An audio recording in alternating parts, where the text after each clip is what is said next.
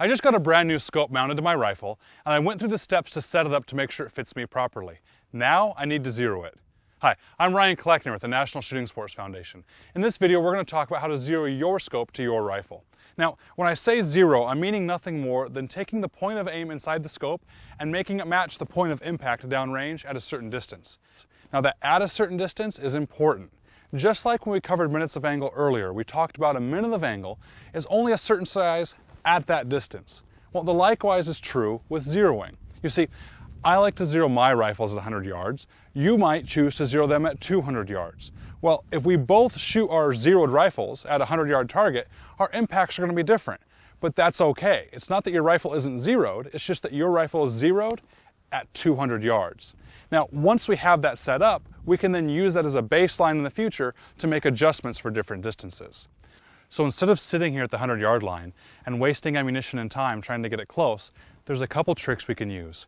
First, we can bore sight the scope to the rifle, and second, we can shoot at the 25-yard line to make sure we're at least close enough on paper.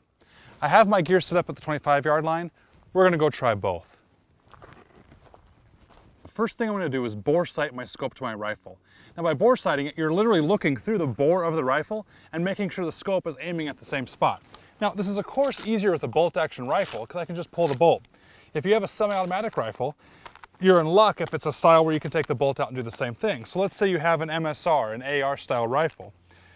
You can take the upper receiver out of the lower, pull the bolt out, and you can still see through the barrel and adjust the scope. So after I take these out, I want to make sure I'm in a nice stable position because it's not going to do me any good to have the rifle moving around. I like to shoot off of a bag. Bipod legs are nice to hold the rifle, but I get more consistent results off of a bag. And in the back of the rifle for support, I use a sand sock. Now, a sand sock is what it sounds like. It's a sock filled with sand. It's a nice piece that I can squeeze at different tensions to get higher or lower on the back. It's a nice rest for the rifle, and it really helps in this process. So what I do is I back down the rifle to where I can look through the barrel. I get the rifle as stable as I can, looking at a certain spot on the target. Now, I alternate back and forth between looking through the barrel that's lined up at a certain spot and up to the scope. And I can go back and forth to see how much of an adjustment I need to make so that the crosshairs are where the barrel's pointed at. It looks like I have quite a bit to go here.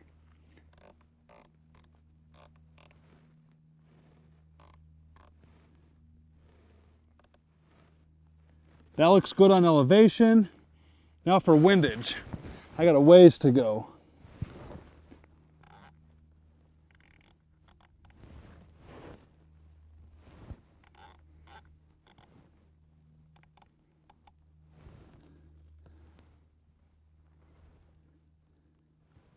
Well, that looks close enough. But the good news is we're at the 25-yard line anyway, so we're likely at least going to be on paper. And as long as we're on paper, we can go up and measure where our impacts are and make the appropriate adjustments in our scope. Let me get this back on, and we'll take it.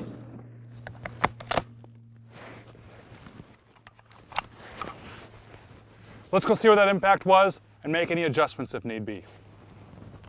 Well, all right, that's not bad. That shot is about a ½ inch away where I intended it to be, which means the scope is pretty close. Now, I'm not going to make adjustments now, though. One reason is I just took one shot. I didn't shoot a group, and you always want to shoot with a group when you're making adjustments. The idea is if you make a mistake and flinch on one shot or pull one shot one way or the other, and you try to adjust off of that, you'll be chasing rounds all over the target all day. You need to shoot a good, consistent group first, then adjust off the center of the group. The good news is, when it's this close, I know at least I'm going to be on paper at 100, and I'm going to be able to make some good adjustments there. We're back at the 100-yard line, and now we're going to shoot a group that we can adjust off of. It's important that this is a good group. So now that I'm set in a stable position, I'm going to take a few chances here to dry fire and make sure that my trigger control feels good and everything is set to go before I start sending rounds down range.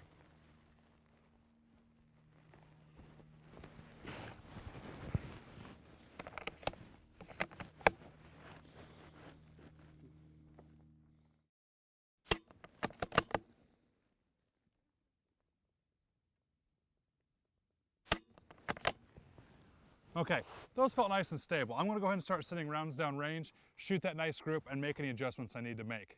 It's important that when you're doing this, you're honest with yourself. If you don't feel stable, or if you don't feel that your trigger control is exactly where it needs to be, keep practicing. It's going to save you some time and some ammunition.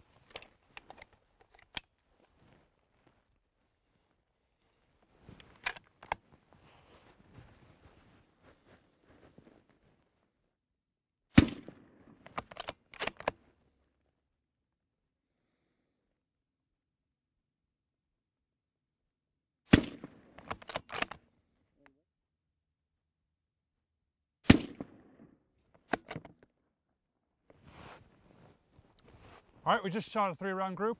Let's go see how we did and make any adjustments we might need to make. All right, well, that's not bad. I'm going to be happy with any group that's under a minute of angle. And let's revisit minutes for a second. A minute of angle ends up being about an inch at 100 yards. So these squares on this paper are 1-inch squares. So any group I shoot that's smaller than one of those squares is going to be a good enough group to adjust off of. Well, it looks like from here I'm going to need to come down and to the right, but how much is the key?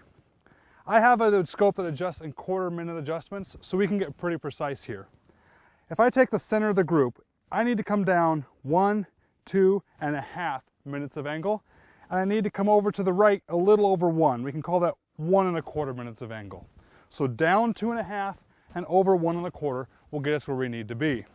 Now, we didn't adjust off that 25-yard shot that we shot before, but if we did, this result would still make sense. If you remember, I said I wanted to be about an inch low at 25 yards. Well, at 25 yards, a minute of angle is a lot smaller. Matter of fact, it's only 1/4 of an inch. So one of my advice or my tips from before was to think in the size chunks that a minute of angle is. So if you think in 1/4 inch chunks, we can measure the same thing. It looks like it's just under 3 minutes too high and a little over 1 minute too far to the left. Exactly the same result we see here. Now it's time to make our adjustments. This scope adjusts 1/4 minute per click. So for every 4 clicks, that's 1 minute of angle, which means for us to come down our 2.5 minutes, we need to come down 10 clicks. 2, 3, 4, that's 1 minute. That's 2 minutes. That's down 2.5 minutes. Now we need to adjust right 1.25. That's going to be 5 clicks. 5 clicks to the right. Let's see what that does for our group.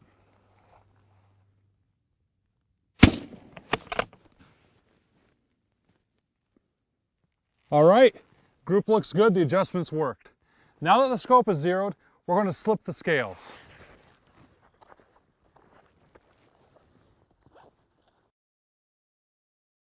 By slipping the scales, what I mean is adjusting the turrets so that the 0 on the turret actually lines up with this mark in the front, so it's truly zeroed for next time. Now to do this, on this particular scope, we're going to adjust these turrets by unscrewing these little Allen screws at the top of the turret cap. By doing this, the turret cap loosens up and now becomes separate from the adjustment inside. You see, the post inside only turns when this is tightened down to grab it. Now that I've loosened these screws, I can turn this cap and you don't hear any clicks because no adjustments are being made.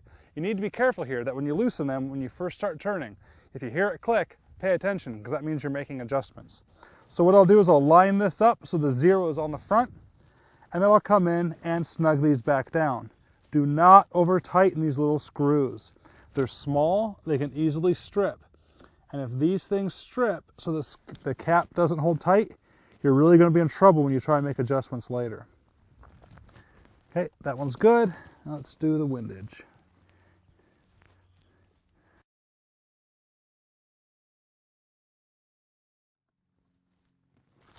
Okay, now the scales are slipped and both the elevation and the windage turret line up with a 0 in the front.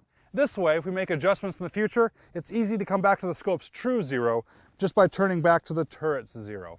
Now, you can run into problems in the future if one of these comes loose. If you're in the middle of making an adjustment, it comes loose and spins on you, you might not know exactly where you're at, so it's going to be hard to come back to the 0. So what I like to do is have what I call the mechanical 0. The mechanical 0 is how far we can turn one turret to where the scope mechanically stops us, and then we count back from that so we know where the true 0 of the scope is. Now, a scope like this comes with some shims where you can actually put underneath the turret, which are handy because they allow the turret only to go down so far. They act like a 0 stop, which stops the actual turret inside, not just the turret cap. And even scopes that have a 0 stop on the turret cap, it's only so good as long as the turret never slipped on you. So let's check out the mechanical 0. I'm going to go up and count in full revolutions until it stops me. 1 revolution up, 2, 3, 4, 5, oh, not quite past 5. So each revolution of this turret was 12 minutes. So 5 times the 12 minutes is 60 minutes plus a half. So I'm going to write down that 60.5 minutes down from the absolute top is my actual zero, because that's what we need to come down. There's the half minute down, and I want to come down 60. 1 revolution, 2, 3, 4, and 5. Now we're back to the scope's true zero. This means if I ever have troubles with this turret in the future, all I need to do is adjust to the scope's top limit and count down 60.5 minutes of angle. I would repeat the same process for the windage, so I know that mechanical zero too. And that's it. You now know how to zero your scope. You should head out to the range and try it for yourself. Are you looking for a place to shoot? Check out our website, wheretoshoot.org. And remember, while you're out there, firearm safety depends on you.